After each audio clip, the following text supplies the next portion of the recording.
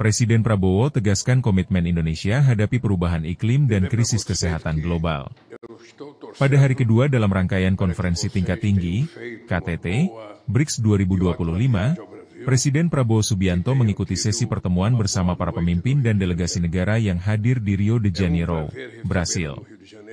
Sesi pertemuan pada Senin, 7 Juli 2025 tersebut mengangkat tema Environment, COP30, and Global Health yang menyoroti tantangan lingkungan serta isu kesehatan global.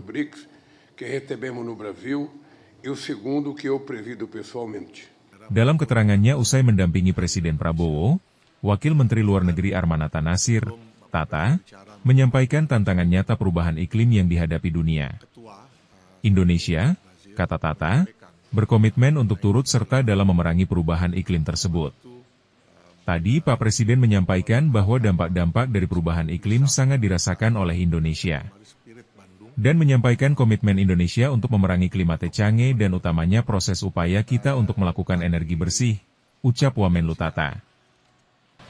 Pembahasan umumnya menyampaikan situasi dunia yang saat ini sangat tidak menentu, di mana banyaknya sekali pelanggaran-pelanggaran hukum internasional, di mana sistem multilateral semakin tidak dipatuhi, semakin tidak dianggap. Jadi salah satu isu yang sangat banyak diangkat oleh negara anggota adalah pentingnya untuk BRICS mengambil kepemimpinan untuk Global South agar bisa mendorong mereform sistem multilateral.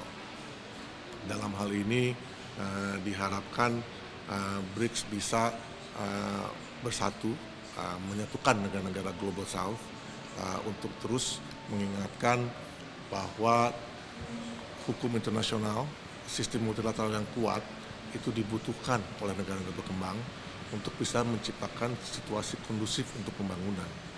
Karena selama ini negara-negara berkembang bisa maju, bisa tumbuh dengan angka yang cukup tinggi, itu karena adanya perdamaian, adanya kepatuhan terhadap hukum internasional dengan sistem multilateral yang kuat.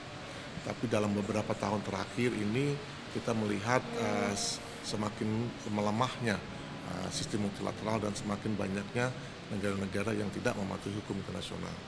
Oleh karena itu tadi semangatnya adalah bagaimana BRICS bisa berkontribusi untuk mendorong reformasi, untuk mendorong penguatan dari sistem multilateral itu sendiri.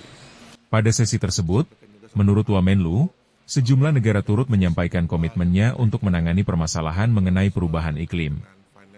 Termasuk juga penguatan kolaborasi dan agenda iklim menjelang Conference of the Parties atau COP30 yang akan diselenggarakan di Brasil. Ada beberapa yang menyampaikan komitmen negara mereka untuk menangani climate change dan mempersiapkan COP30 yang akan dilaksanakan di Belém, Brasil, lanjutnya. Memberikan akses yang lebih luas kepada negara-negara Global South untuk perdagangan, untuk juga lebih mengintegrasikan perekonomiannya untuk menjadi bagian dari supply chain.